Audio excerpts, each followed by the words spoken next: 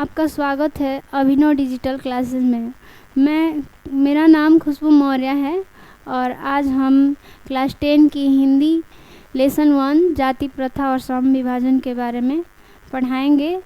तो चलिए शुरू करते हैं। तो चैप्टर के नाम है श्रम विभाजन और जाति प्रथा। ये इनके लेखक हैं भीमराव अंबेडकर है। और पहले जाति हमारे 4 वर्णों में विभक्त था, जो कि पहले है इन सबसे ऊंचा होता था कि ब्राह्मण जाति, उसके बाद क्षत्रिय, फिर होता है वैश्य, उसके बाद शूद्र।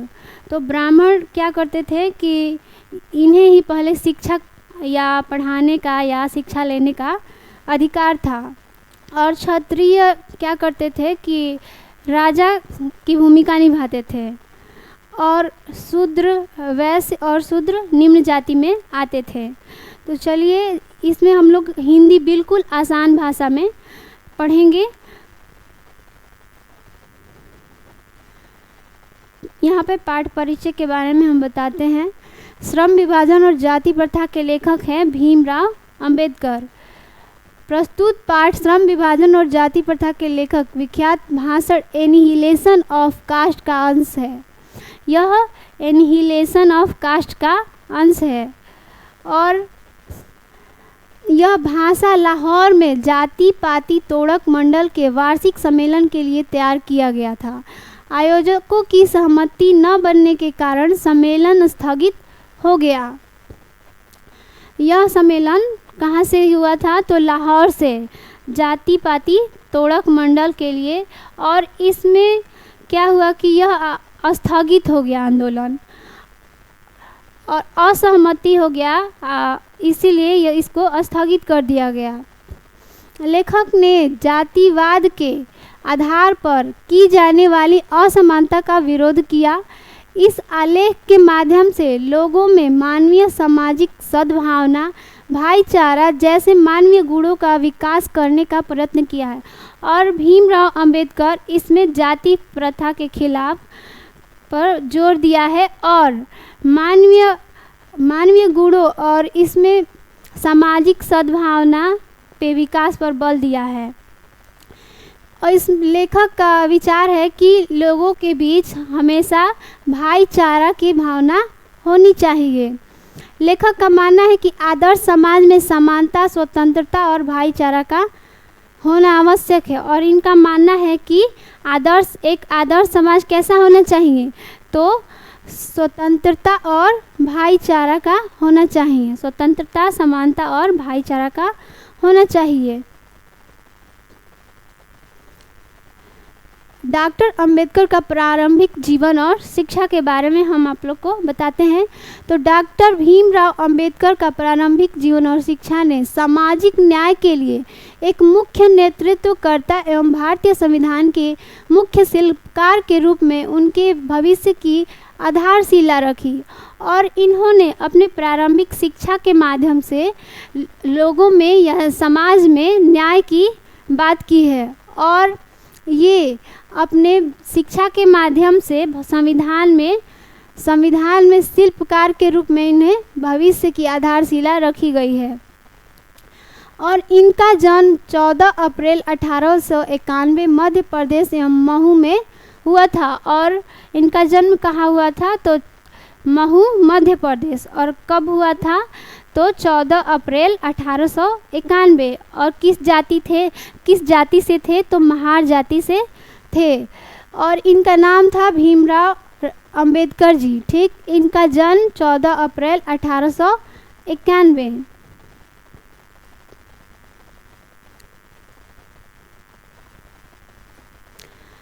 मृत्यु इनका हुआ था 6 दिसंबर 1956 में हुआ था। मृत्यु कब हुआ था इनका? तो 6 दिसंबर 1956। राष्ट्रीयता, तो इनकी राष्ट्रीयता क्या थी? तो यह भारतीय थे। और इनकी पत्नी का नाम क्या था? तो रामाबाई। इनकी पत्नी का नाम था रामाबाई। उसके बाद यह है कि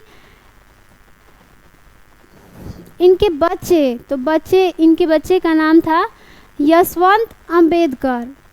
और ये कहाँ निवास करते थे, तो निवास स्थान था मुंबई। और इनका धर्म क्या था, तो बौद्ध धर्म। यह अंबेडकर किस धर्म को अपनाए थे, तो बौद्ध धर्म को अपनाए थे। फिर आगे चलते हैं तो यहाँ पे सामाजिक स्थल, समाधि स्थल, तो ये इनकी निधन कहाँ हुआ था, इनकी समाधि कहाँ बनी थी, तो चैत्य भूमि मुंबई महाराष्ट्र में। और यहाँ पे शिक्षा के बारे में हम लोग बात करेंगे तो परंपरागत रूप से निम्न ग्रामीण सेवकों वाली जाति में जन्म लेने के कारण उनको अपने जीवन के शुरुआती वर्षों में जातिगत भेदभाव की कठोर वास्तविकताओं को सामना करना पड़ा। मतलब इन्होंने निम्न जाति में जन्म लिया था, इसलिए इन्हें समाज में असमानता और भेदभाव का सामना करना पड़ता था। ठीक, बचपन में सामाजिक बहिष्कार और अपमान का सामना करने के उनके अनुभव ने उनमें जाति व्यवस्था के अन्याय के खिलाफ लड़ने का गहरा संकल्प पैदा कर दिया। और जब ये बचपन से इनके साथ सामाजिक भेदभाव और असमानता किया गया तो इनके मन में क्या हुआ कि इसके प्रति लड़ने की मन में भावना उत्पन्न हो गई, मतलब कि वो इसके खिलाफ हो गए। ठीक, डॉक्टर भीमराव रामजी अंबेडकर की शैक्षिक यात्रा मुंबई के एनहिलेशन हाई स्कूल से प्रारंभ हुई थी। और हम आपको बता दें कि यह अपने परिवार के हाई स्कूल करने वाले सबसे प्रथम व्यक्ति थे। और यह कहाँ से अपनी शिक्षा किए थे, तो मुंबई के एल्फिस्टन हाई स्कूल से प्रारंभ किए थे, जहाँ वे पहले दलित छात्रों में से एक थे। और सब दलित छात्र में सबसे पहले यही एक थे। भेदभाव का सामना करने के बावजूद उन्होंने शैक्षणिक रूप से उत्कृष्ट प्रदर्शन किया, जो उन्हें एल्फिस्टन कॉलेज से न्यूयॉर्क के कोलंबिया विश्वविद्यालय तक ले गया। कोलंबिया विश्वविद्यालय उनके जीवन के लिए परिवर्तनशील कार्य सिद्ध हुआ। वहाँ उन्होंने समाज शास्त्रियों और अर्थशास्त्रियों के कार्यों के साथ साथ स्वतंत्रता, समानता और बंधुत्व के सिद्धांतों से अवगत हुए, जो बाद में उनके दृष्टिकोण का आधार बन गए। मतलब कि यह कहाँ गए, तो न्यूयॉर्क गए। ठीक, और कोलंबिया विश्वविद्यालय से इन्होंने शिक्षा प्राप्त की और वे इनके जीवन में बहुत परिवर्तनकारी परिणाम हुए। मतलब वहाँ गए तो इनके विचार में बहुत सारा परिवर्तन, बदलाव आए और वे कहाँ स्वतंत्रता और समानता, बंधुत्व के सिद्धांत से क्या हुए, तो अवगत हुए। मतलब कि स्वतंत्रता, समानता समाज में होना चाहिए, इससे वे क्या हो गए कि परिचित हो गए। ठीक, वर्ष 1956 में doctor Bhimrao Ramji Ambedkar London school of economics में अपनी पढ़ाई जारी रखने और ग्रेन में कानून की पढ़ाई करने के लिए लंदन चले गए। तो 1916 में राम जी कहाँ गए थे 1916 में, तो लंदन में। तो कैसी पढ़ाई करने, तो इकोनॉमिक्स की पढ़ाई करने गए थे। और यहाँ पे हम आपको बता देते हैं कि इनके पिता का नाम था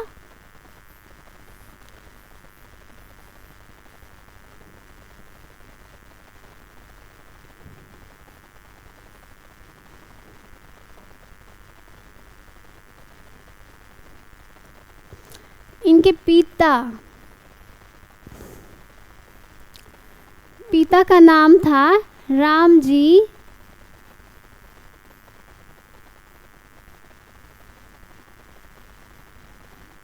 मालोजी सकपाल।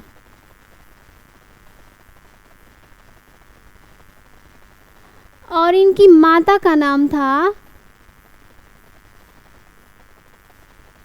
भीमाबाई।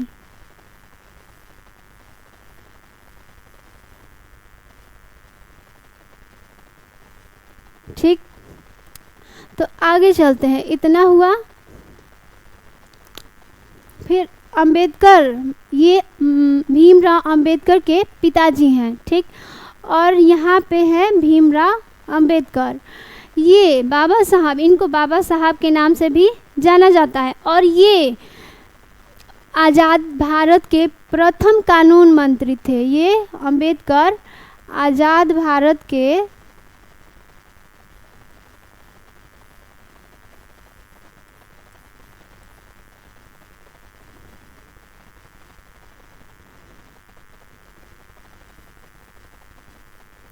प्रथम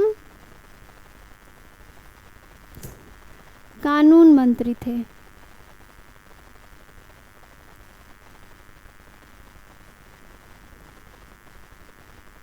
ठीक, और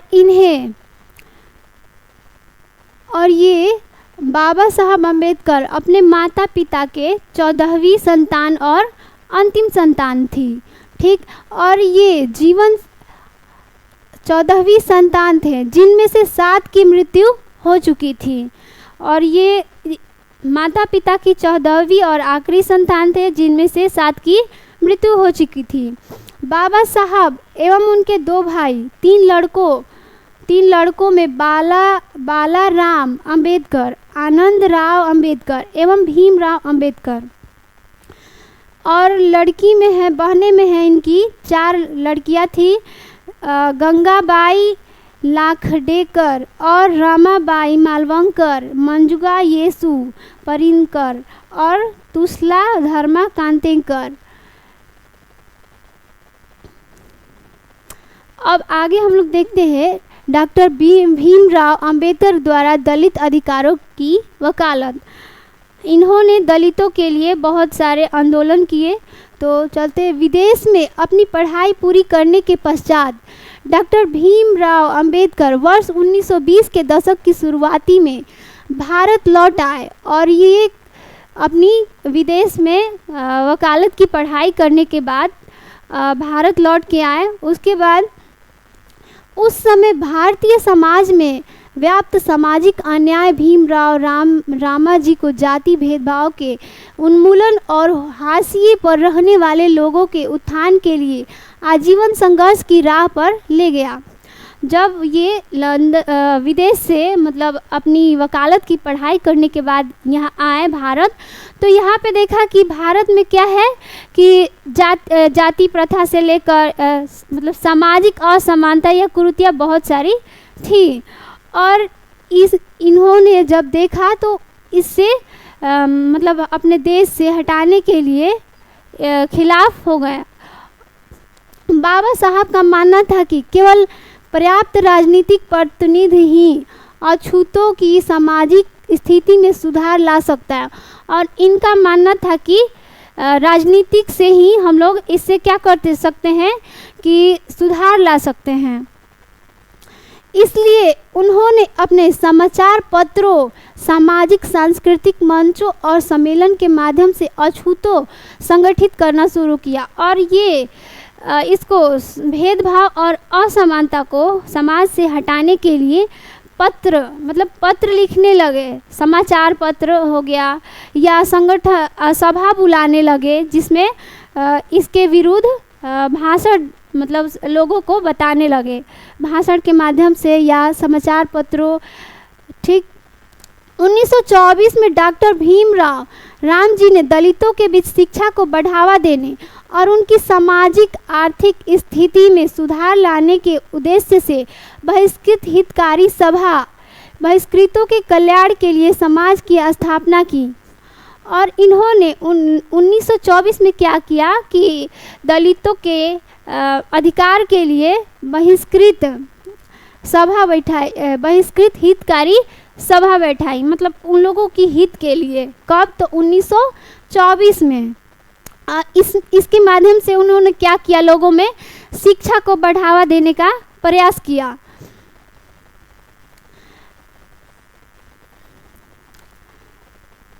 उन्होंने दलितों की चिंताओं को आवाज़ देने के लिए मुख्य नेता मतलब इन्होंने एक पुस्तक लिखी थी जिसका नाम था मुख्य नायक। ठीक, बहिष्कृत भारत। और इन्होंने अपने पुस्तक के माध्यम से समाज में असमानता या भेदभाव को दूर करने के लिए इन्होंने कई सारे पुस्तक, साहित्य या सभा बैठाई थी, लिखे थे। तो इसमें हो गया मुख्य नायक, बहिष्कृत भारत और समता जनता जैसे कई पत्रिकाएं भी शुरू की। बाबा साहेब अम्बेडकर के नेतृत्व में किए गए पहले प्रमुख सार्वजनिक कार्यों में से एक 1927 का महाड़ सत्याग्रह था।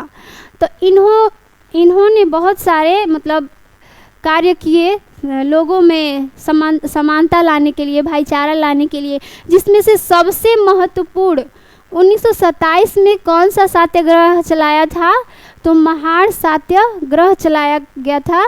तो आ जाएगा एग्ज़ाम में कि महाड़ सत्याग्रह कब चलाया गया था सत्याग्रह। तो ये 1927 में चलाया गया था, ठीक, जिसका उद्देश्य महाराष्ट्र के महाड़ में सार्वजनिक कुएं से जल का उपयोग करने के लिए दलितों के अधिकारों को स्थापित करना था। तो इसके माध्यम से उन्होंने क्या किया था कि दलितों को कुएं के माध्यम से मतलब जल, अपने अधिकार दिलवाने के लिए कुएं से जल का उपयोग कर सकते थे। किसके अंतर्गत? तो महाड़ सत्याग्रह के अंतर्गत उनको, दलितों को ये अधिकार मतलब मिला कि सार्वजनिक कुएं से, जो सार्वजनिक कुआं होता है उसमें से जल मतलब अपने उपयोग में ले सकते हैं। इसी तरह 1930 के कलाराम मंदिर आंदोलन का उद्देश्य दलित हिंदू मंदिरों में प्रवेश करना, अधिकार सुरक्षित करना था। और 1930 में इन्होंने एक और आंदोलन किया था, कलाराम मंदिर आंदोलन, ठीक, इसको भी आप लोग याद कर सकते हैं।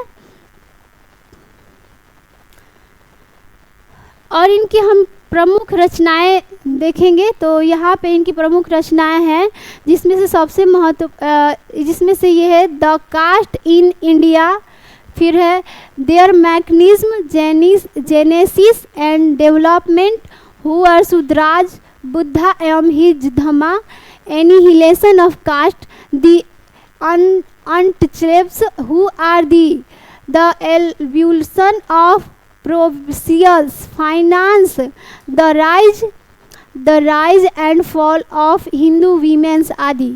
और ये जो आपका लिया गया है, ये आपका चैप्टर जाति प्रथा और श्रम विभाजन का जो चैप्टर लिया गया है वो इनके एनिहिलेशन ऑफ कास्ट, ये भाषण मतलब दिए थे, यहीं से एनिहिलेशन ऑफ कास्ट से जाति प्रथा का चैप्टर लिया गया है, ठीक। और ये आ जाएगा कि क्या है, तो ये चैप्टर आपका क्या है, निबंध में आएगा, ठीक। इतना हो गया। तो बौद्ध धर्म को अपनाना और उनके बाद के वर्ष, अब हम लोग यहाँ पे देख लिए कि इनकी रचनाएं क्या थी, ये सारे ऑब्जेक्टिव में आ जाते हैं। तो इसको अच्छे से आप लोग को याद कर लेना है या कॉपी में नोट कर लेना है। और इनके बारे में ये कौन सा धर्म अपनाए थे और कब, ये देखते हैं। तो ये सामाजिक न्याय और समानता के लिए इन्होंने सबसे बढ़िया धर्म बौद्ध धर्म को माना। इनको लगा कि बौद्ध धर्म में क्या है, तो समानता के बारे में बात किया गया है। तो इनको सबसे ज़्यादा मतलब प्रभाव बौद्ध धर्म से पड़ा, इसलिए उन्होंने बौद्ध धर्म को अपना लिया। अपनी खोज में डॉक्टर अंबेडकर की बौद्ध धर्म में रुचि उनके करियर की शुरुआत में ही प्रारंभ हो गई। उन्होंने विभिन्न दर्शनों और धर्मों का अध्ययन किया था। 1935 में येओला नासिक में आयोजित एक प्रांतीय सम्मेलन में उन्होंने पहली बार सार्वजनिक रूप से घोषणा की, मैं हिंदू धर्म में पैदा हुआ था लेकिन मैं हिंदू के रूप में नहीं मरूंगा। मतलब एक क्या हुआ कि 1935 में एक सम्मेलन हुआ, येओला नाम है उसका। येओला कहाँ हुआ था, तो नासिक में प्रांतीय सम्मेलन हुआ, ठीक। पहली बार उन्होंने कहा भाषण में, वहाँ पे सार्वजनिक भाषण हुआ था जिसमें उन्होंने कहा कि मैं तो हिंदू धर्म से जन्म लिया हूँ, लेकिन मैं हिंदू धर्म के रूप में मरना नहीं चाहता हूँ। 14 अक्टूबर 1956 को डॉक्टर भीमराव रामजी अंबेडकर ने नागपुर में आयोजित एक विशाल सार्वजनिक समारोह में औपचारिक रूप से बौद्ध धर्म अपना लिया। और इन्होंने पूछेगा कि कब इन्होंने अपनाया बौद्ध धर्म, तो यहाँ पे 14 अक्टूबर 1956 को बौद्ध धर्म अपना लिया।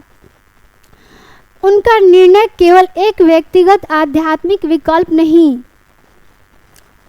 था, बल्कि एक राजनीतिक और सामाजिक कार्य भी था, जिसका उद्देश्य हिंदू जाति व्यवस्था को अस्वीकार करना था। मतलब इनके जो विचार थे, विकल्प थे, व्यक्तिगत नहीं था ये, मतलब समाज के लिए या जाति व्यवस्था को क्या करना चाहते थे, ये अस्वीकार कर रहे थे जाति व्यवस्था को। ठीक, इसके बाद डॉक्टर भीमराव अंबेडकर ने अपना शेष जीवन बौद्ध धर्म का प्रचार करने में लगाया। और शेष जीवन इन्होंने कहाँ लगाया, तो बौद्ध धर्म के प्रचार करने में शेष जीवन अपना लगाया। डॉक्टर भीमराव अंबेडकर के धर्म परिवर्तन का भारतीय समाज और राजनीति पर गहरा प्रभाव पड़ा। इसने दलितों के बीच बौद्ध धर्म में सामूहिक रूप से परिवर्तन का एक आंदोलन शुरू कर दिया, जिसे दलित बौद्ध आंदोलन के रूप में जाना जाता है, जो आज भी जारी है। मतलब कि इन्होंने बौद्ध धर्म के माध्यम से दलितों में क्या लाया, तो परिवर्तन लाया बौद्ध धर्म के माध्यम से, जिसे क्या कहा गया, दलित बौद्ध आंदोलन। मतलब बौद्ध धर्म अपनाकर दलितों के बीच क्या किए, तो बहुत परिवर्तन हुआ बौद्ध धर्म अपनाने से दलितों में इसमें, और उसको कहा गया दलित बौद्ध आंदोलन। डॉक्टर भीमराव अंबेडकर का महत्वपूर्ण योगदान, मतलब इन्होंने अपने जीवन में क्या क्या योगदान दिया है उनके बारे में हम आपको बताते हैं। डॉक्टर भीमराव अंबेडकर का भारतीय समाज में योगदान विशाल और विविध है। मतलब इनका योगदान क्या है, बहुत ज़्यादा है, विशाल कह सकते हैं, या मतलब बहुत ज़्यादा योगदान है। और ये क्या थे, एक समाज सुधारक थे। मतलब ये समाज में क्या करना चाहते थे, तालमेल बनाए रखना चाहते थे। मतलब भाईचारा की भावना, लोगों के बीच भेदभाव ना हो, असमानता ना हो, ऐसा करना चाहते थे, जिससे समाज सुधारक, मतलब इसलिए उनको कहा गया है।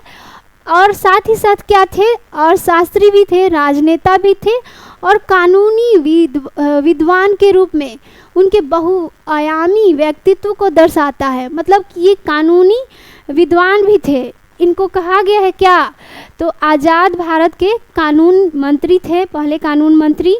और इनको संविधान का क्या कहा गया है, पितामह या जनक कहा गया है। ठीक, भारतीय संविधान के निर्माता, मतलब कि इन्होंने भारत के संविधान मतलब निर्माता है भारत के संविधान के।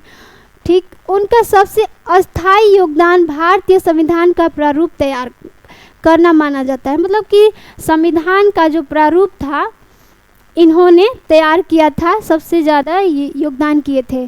प्रारूप समिति के अध्यक्ष के रूप में उन्होंने भारतीय संविधान को इस तरह से आकार दिया कि भारत के सभी नागरिकों के लिए न्याय, स्वतंत्रता, समानता और बंधुत्व सुनिश्चित कर सके।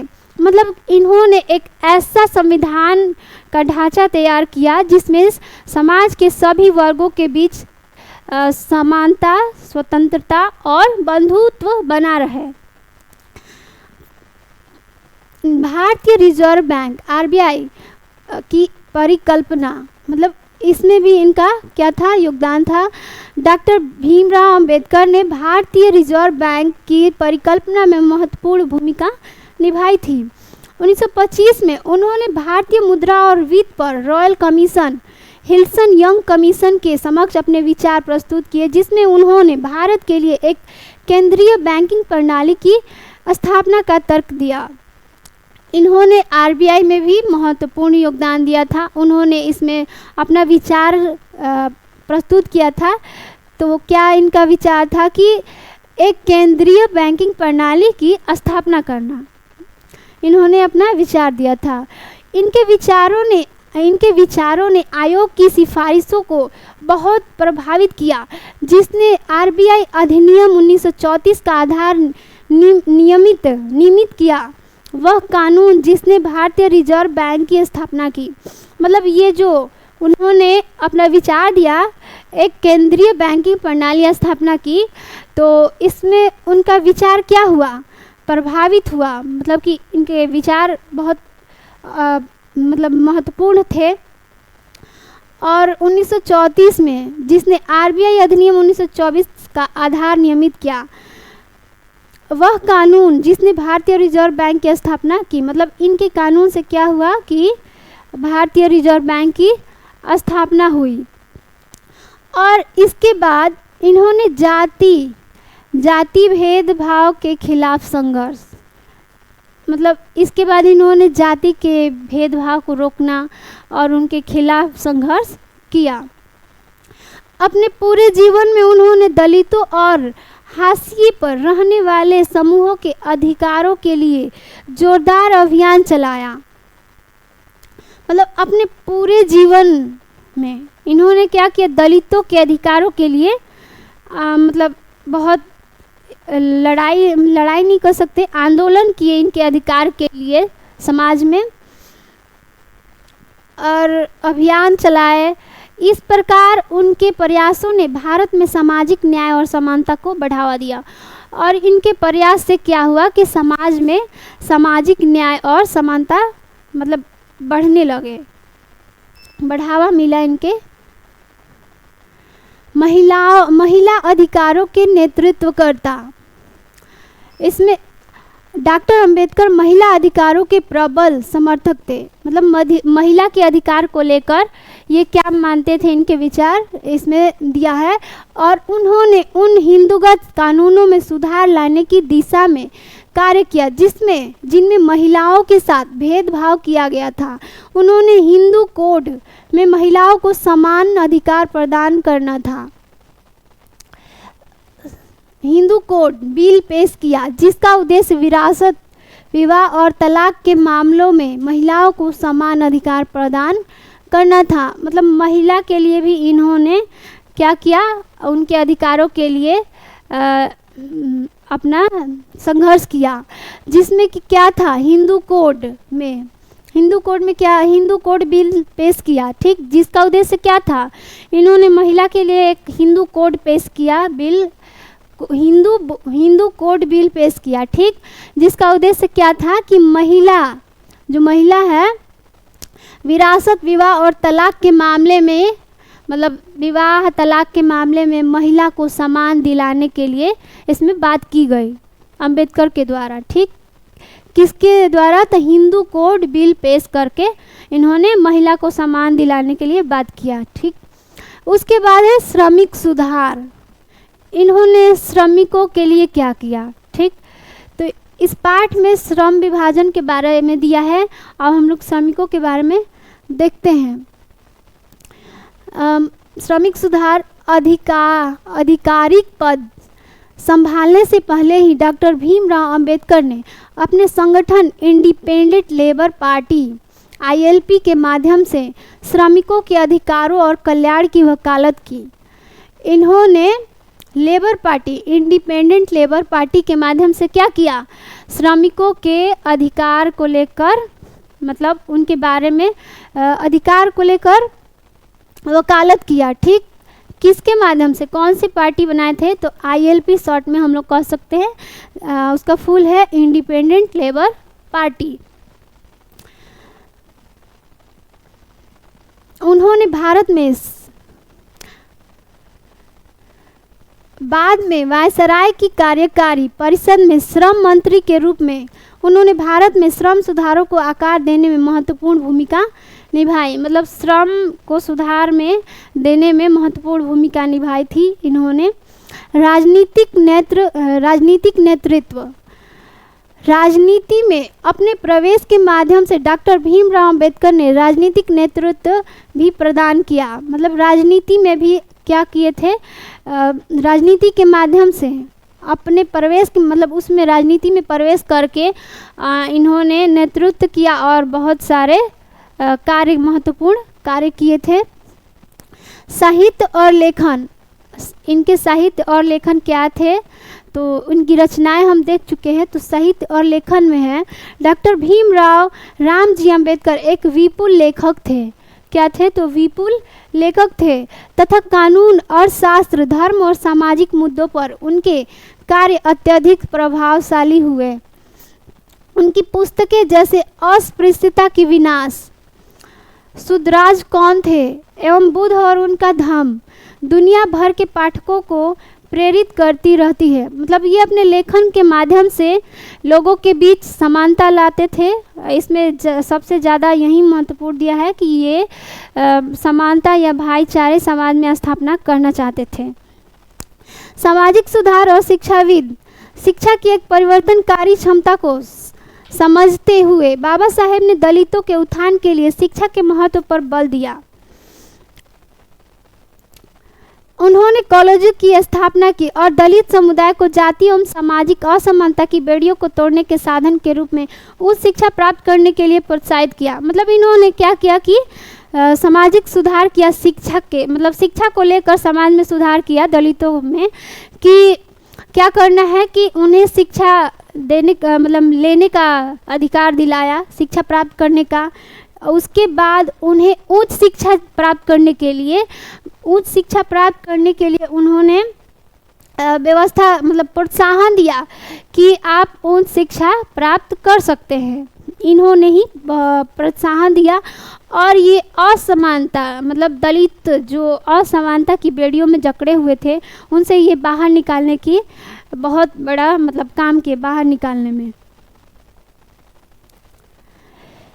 प्रमुख पुस्तकें, जाति व्यवस्था का विनाश, दलित समाज के बारे में विचार, अंबेडकर, दलितों के अधिकारों के लिए संघर्ष, बुद्ध और कार्ल मार्क्स। इनकी प्रमुख पुस्तकों का नाम है, आप इन्हें याद कर सकते हैं।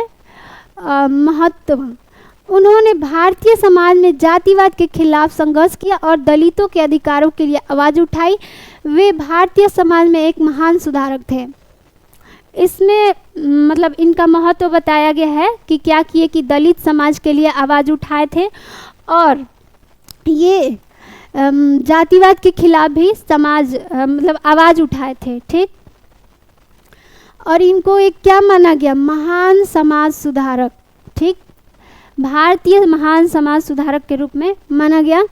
श्रम विभाजन और जाति प्रथा पाठ, आपका यहाँ पाठ का मतलब नाम दिया है। इसके माध्यम से इस पाठ में अंबेडकर ने भारतीय समाज में जाति व्यवस्था और श्रम विभाजन के बीच के संबंध में चर्चा किया है। मतलब कि इस पाठ में उन्होंने क्या किया है कि जाति प्रथा और श्रम विभाजन के बारे में इन्होंने चर्चा किया है। ठीक, इसके माध्यम से ये क्या कहना चाहते हैं, उन्होंने तर्क दिया। मतलब उन्होंने कहा कि जाति व्यवस्था केवल श्रमिकों को विभाजन नहीं करती बल्कि यह श्रमिकों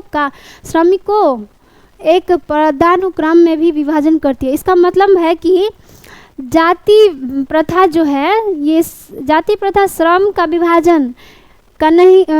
विभाजन ही नहीं, श्रमिकों का भी विभाजन करती है। ठीक, मतलब पहले ऐसा क्या था कि कोई लोहार है तो लोहा का काम करेगा, या कोई सोनार है तो सोना का ही काम करेगा, या पंडित है तो वो मतलब शिक्षा देगा या शिक्षा ग्रहण करेगा।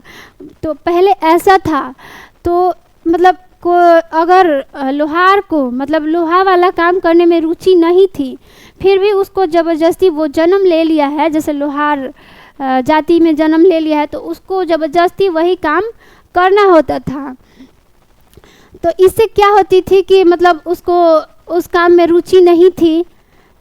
उसको मान लीजिए लोहार में पैदा हुआ, उसको वो काम करने नहीं आया, उसकी रुचि नहीं हुई, मतलब वो पढ़ाई में मान लीजिए तेज़ है, उसको उसमें बहुत ज़्यादा रुचि आती है, तो वो लोहार के काम में क्या करेगा कि मतलब उसकी मन नहीं लगेगा तो अच्छे से काम नहीं कर पाएगा। ठीक, इससे क्या होगा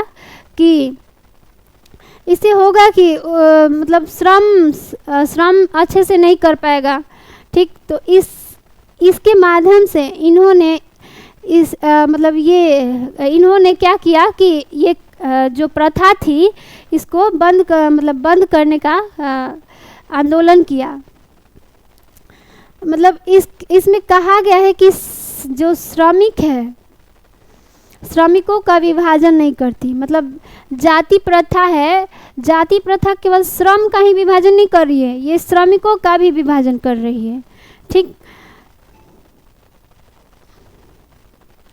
श्रम विभाजन, पाठ का मुख्य बिंदु यहाँ पे दिया गया है श्रम विभाजन। आधुनिक समाज में श्रम विभाजन आवश्यक है, लेकिन यह श्रमिकों को विभिन्न वर्गों में अस्वाभाविक रूप से विभाजित नहीं करना चाहिए। मतलब इसमें कहा गया है कि आधुनिक समाज में क्या है कि श्रम विभाजन आवश्यक है, लेकिन इसमें क्या हो जा रहा है कि आवश्यक है लेकिन ये अस्वाभाविक रूप से मतलब विभाजित हो जा रही है। जाति के साथ साथ श्रमिक लोग भी विभाजित हो जा रहे हैं।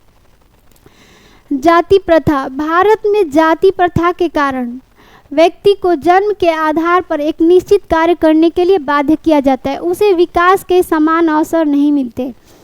हम पहले ही बताया कि इसमें क्या कर दिया गया है कि भारत में पहले ऐसी थी कि प्रथा थी कि जो व्यक्ति जिस जाति में या जिस जाति में जन्म ले लिया है उसको वही काम करना है, तो इससे उसका विकास नहीं होगा, उसका मन नहीं लगेगा, उसका विकास नहीं होगा, तो मतलब वो काम नहीं कर पाएगा, तो आमदनी भी नहीं आएगी। इससे क्या होगा कि बेरोजगारी बढ़ेगी या भुखमरी भी बढ़ेगी। तो इससे जाति प्रथा या श्रम विभाग, जाति प्रथा का मतलब एक प्रत्यक्ष या अप्रत्यक्ष कारण क्या है, बेरोजगारी भी हो सकती है। अगर उसको मतलब उसमें रुचि नहीं रहेगी, वो काम नहीं करेगा, उसको आमदनी भी नहीं मिलेगी, तो इससे क्या होगा, बेरोजगारी या भुखमरी होगी। ठीक, और उनको क्या मतलब कोई अलग क्षेत्र में उनको ऐसा है कि मतलब दूसरे कार्य में रुचि लग रही है, तो उनको ये अवसर नहीं मिलता है, कोई और कार्य करने के लिए अवसर नहीं मिलता था। जाति प्रथा और श्रम विभाजन, अंबेडकर के अनुसार जाति प्रथा एक तरह का श्रम विभाजन है, लेकिन यह श्रम विभाजन नहीं करता बल्कि श्रमिकों का विभाजन करता है। मतलब जाति प्रथा क्या है, श्रम विभाजन मतलब काम के आधार पे लोगों को क्या करना, बांट देना। ठीक, तो काम के आधार पे लोगों का बांट देना, तो यह लोगों को नहीं बांट रहा है, श्रमिकों को भी बांट दे रहा है श्रम विभाजन।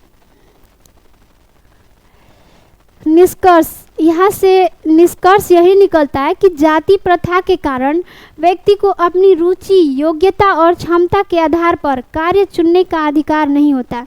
मतलब इस पुस्तक के माध्यम से यह मतलब लोगों में बताए हैं कि जाति प्रथा के माध्यम से क्या होता है कि लोगों में अपने रुचि के अनुसार कार्य करने की जो क्षमता होती है उसको अधिकार नहीं मिलता है, उन लोगों को अपने कार्य चुनने का अधिकार नहीं मिलता है। किसके कारण, तो जाति प्रथा के कारण व्यक्ति को अपने कार्य कुशलता या जिसमें उसकी रुचि है या क्षमता है करने की, उसको क्या करता है, अधिकार नहीं होता है उसमें, जाति प्रथा में।